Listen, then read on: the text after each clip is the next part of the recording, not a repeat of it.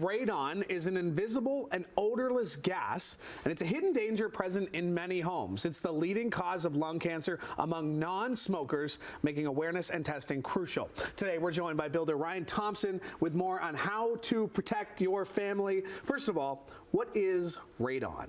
So it's what you mentioned. It's an odorless gas that is present in everybody's home. And what it is, it comes from the ground. So your soil, your dirt, your rocks, that's where it comes from. And then it will seep up into your home. So we were talking about this. It can vary from city to city. It can vary from house to house. House to house, yeah. Your neighbor could have elevated levels and you could have none. You just don't know.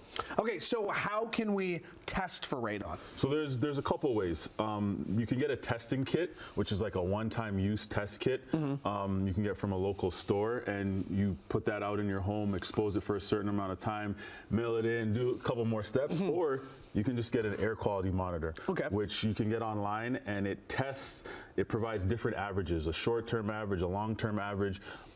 I really recommend this, and then you keep it long-term and monitor it, right? Because your radon levels can go up and down, and this time of year is actually a good time to test because in the wintertime, the levels are elevated. And if you're not ready to commit to a full radon, many libraries now are offering to borrow a kit, right? Yeah, and that's really a great option, right? So that if you do, you can bring it home, test, and then if you don't have high levels, turn it back. Many people may have gotten this in the last few years from the government. They've been mailing it out, kind of letting people know that radon may be high in your home. Yeah, just to kind of bring that awareness because it is very serious. Yeah, right? Absolutely. And it's coming from the ground. There's nothing you can really do to prevent it, but you can prevent it from getting into your house. So let's say you get one of the readings, you get one of the tests, it says, oh, crud, I have high levels of radon. What can we do then? Yeah, so I would consider anything over 100 a high level of radon. So if you have anything over 100, you're reading more than 100, the first step I'd recommend is just sealing your gaps and cracks in your concrete.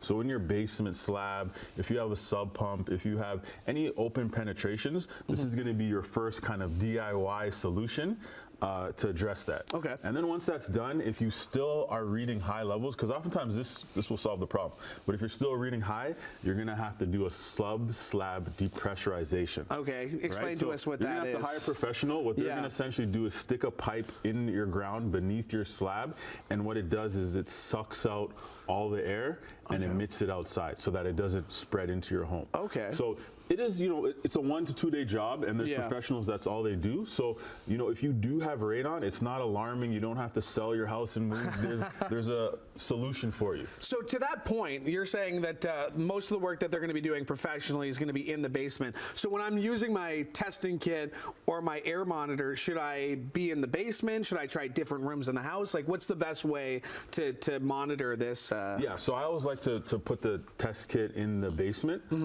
But if some people have, a basement that they don't go in, or if it's a crawl space you don't go into, I would then move this up to your next living space where you're going to be, because from your first floor to your second floor, the numbers vary greatly, right? Yeah. So we're talking about this very serious, very deadly disease. We mentioned is the leading cause of cancer among non-smokers. So I mean, it is scary, but it is something that can be easily dealt with. Yeah, and you just take a couple different action steps.